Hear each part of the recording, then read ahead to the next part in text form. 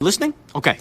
Basically, there's this guy named William that moves from England to a town called Oregon with his wife and 3 kids. That meets this guy named Henry. And the two of them form a friendship and start a family diner in Pizzeria called Fredbear's Family Diner. Now the money is tight, so to save on cash, they would come up with these animatronic mascots that can be cranked up into work as suits. Seems pretty smart, right? Right, dummy! See, if the spring locks get loose on these suits, they turn back to animatronics and crush the person in them. Anyway, getting ahead of myself here, basically, this William guy's bad news. See, one day, Henry's dad at Charlie's having a birthday party at the diner. The other kids are mean though, and they lock her outside. What does William do when he sees this? A freaking drags her into the alley and kills her. That's what he does. Now, Henry built a safety puppet to watch over his diner, but the puppet was stuck inside a box when this was happening. When the puppet gets out, goes outside to try and protect her, but it's raining, so the freaking animatronic breaks down too. So what happens is that Charlie's spirit actually inhabits the animatronic puppet. And buddy, that is just the tip of the iceberg. See, William's oldest son is a real face to his human son, Even. On Evan's birthday in 1983, go to the diner, and Henry actually shoves Even into Fredbear's mouth. Freaking crazy, right? So the spring locks fail and Fredbear chomps Evan's head,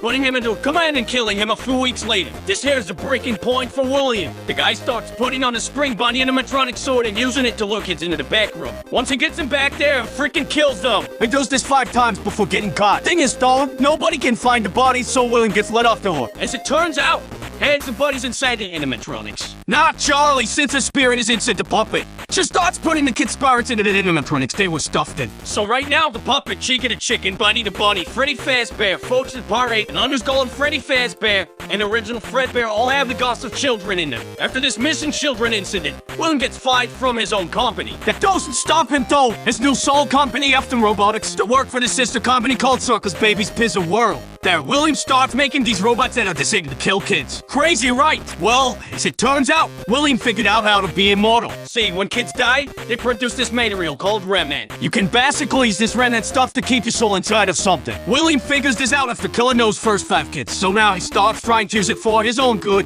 Problem is, even though his youngest son is dead and his oldest son has moved out, William still has his daughter Elizabeth with him. William makes this really cool animatronic called Circus Baby who can dance, sing, make us scream, and do a whole bunch of other cool stuff. But his daughter Elizabeth gets too close to Baby, and her chip capturing mechanism activates. So now 2 of William's 3 kids are dead by his own hand. William pretty much loses it here.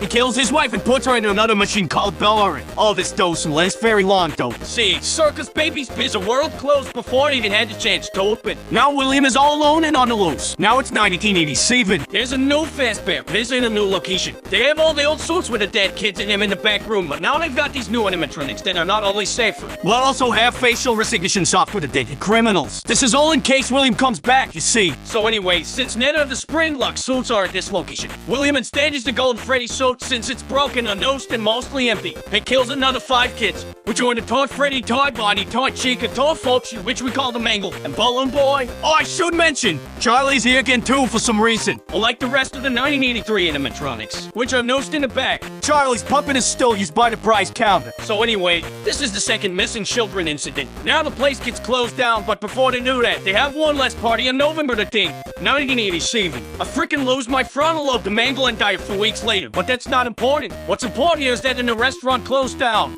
So now it's sometime after 1987. William somehow gets a message out to his son Mitchell that his sister and mom are trapped inside some animatronics that now closed down Circus Baby's Pizza World, and that he needs to set them free, since the whole building is automated. They think that he's an employee. So Mitchell works at the building for a week while the building is attempting to rip another. He gets tricked by the animatronics into getting scooped. See, what happens is that, during the week, all the robots in the facility tear themselves apart and reform themselves into a dead mass called Inert. And it brings Mitchell to the scope where he gets injected with remnant. Then his organs get scoped out and introduce him as a skin sword to escape the facility. After the robots escape and Mitchell is reanimated as a walking corpse, he goes to find his father and then all the suffering. The first place he tries is the new Freddy Fazbear Pizza that opens in 1993. This reopening is the original location of Fredbear's Family Diner, and brings the original cast of Freddy, Fox, Chica, and Bonnie. They even refer Golden Freddy, but they never use him. Since Mitchell was blacklisted after getting his brother killed, he used a fake name, Mike Skimmett, to get a job at the No Place. However, after a week of working, with all the animatronics trying to kill him, thinking that he's his father, he gets fired and the place shuts down. Mitchell wouldn't find William until 2023 with Fazbear Fright, but before that happens, we need to talk about what happened to William. See, William just come back to the original location. He knows that the kids all live inside the animatronics, and he can't have that, so he goes to the building after it's being shut down to try and dismantle them. See, all Fazbear locations include a hidden room that is off the map and invisible to animatronics for storage. Also for Springlock, failing victims to bleed out and so that the children don't see. William hides in this room, coming out to dismantle the animatronics until he tears down all 5 of them. However, once he does this, the ghost manifests and attack William, forcing him to hide in the old spring bunny sword that's been rotting in the room since 1983.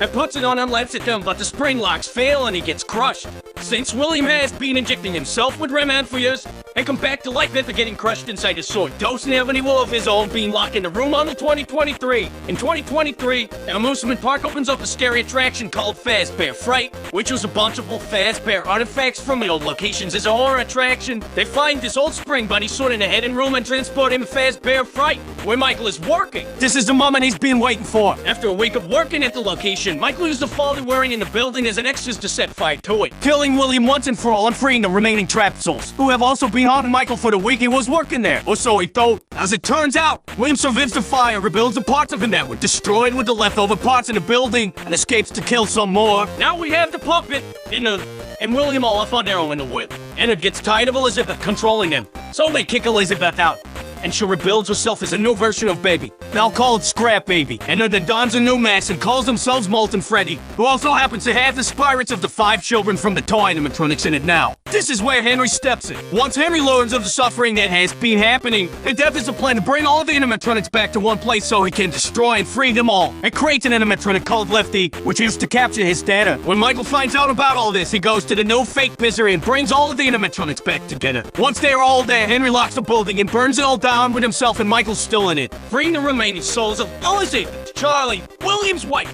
and the remaining children inside of Molten Freddy. After this, William's soul is sent to hell, where the souls of the children he daughter get to daughter him for all eternity. Or so they think.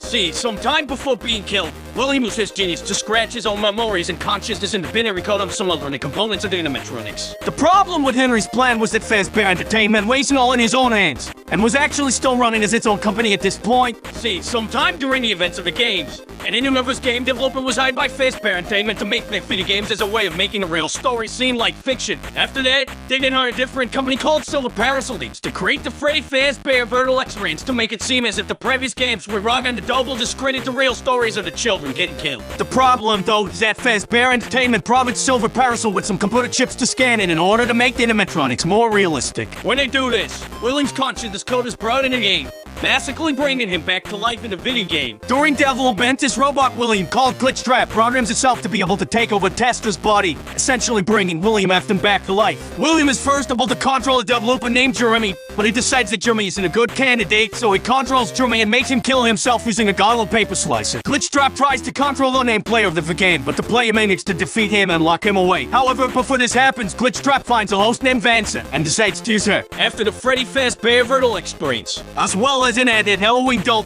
Fazbear Entertainment and commissioned the creation of a gin mall called the Fazbear Megapixelplex. During the time that the Megapixelplex was running, multiple animatronics was switched around and the tragedy started again. But before we go into the events that transpired there, we have to talk more about Vanessa and another individual known as Patient 46. Patient 46 to be a tech-savvy genius, but is also at the same time a chill. And how they are treated and referred to by the various topics that we hear their sessions from? Well, it's clear that Patient 46 and Vanessa to different people.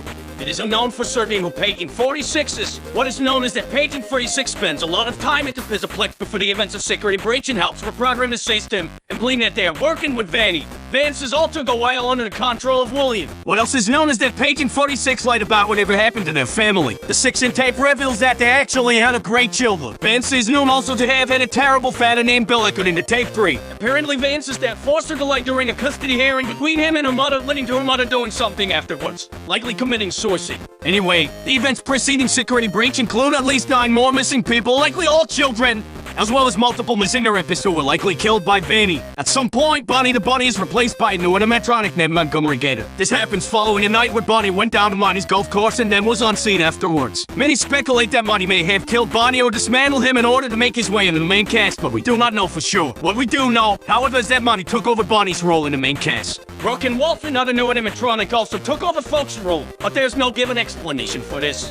One night, after most of the animatronics have been reprogrammed, Glamrock Freddy, the newest version of Freddy Fazbear, malfunctions and shuts down on stage. When he wakes up, he learns that he was put in low power mode, likely freeing him from the reprogramming that Pate 46 did to everyone else. Also, when he wakes up, a boy named Gregory reveals to have been hidden inside of his chest cavity. Gregory is a homeless orphan of unknown relation to anyone else during the infant's security breach. Some have speculated that Pate 46 is Gregory, but there seemed to be little difference between the two characters that conflict. Others believe that Gregory is an animatronic himself, as his hair and eyes are noticeably different events. And the book Tales from the Pizzaplex includes an animatronic that looks like a home and children is about the same size as Gregory. What more, Gregory's vision seems to distort at times. His eyes are cameras that are receiving interference. However, none of this is known for sure. Gregory and Glamrock Freddy find that the Mega Pizzaplex is built on top of the fake restaurant that was used to lure William Afton in years prior. And using Vance's body, locate William Afton's corpse and reanimate him inside of a wretched station stolen from the Pizzaplex. William Afton plans to control all of the animatronics in the Pizzaplex remotely and begin to kill children again, but Gregory and Freddy stop him. The last we see of William Afton is him being grabbed by the spirits of the recently killed 9 people inside of a large machine known as the Blob.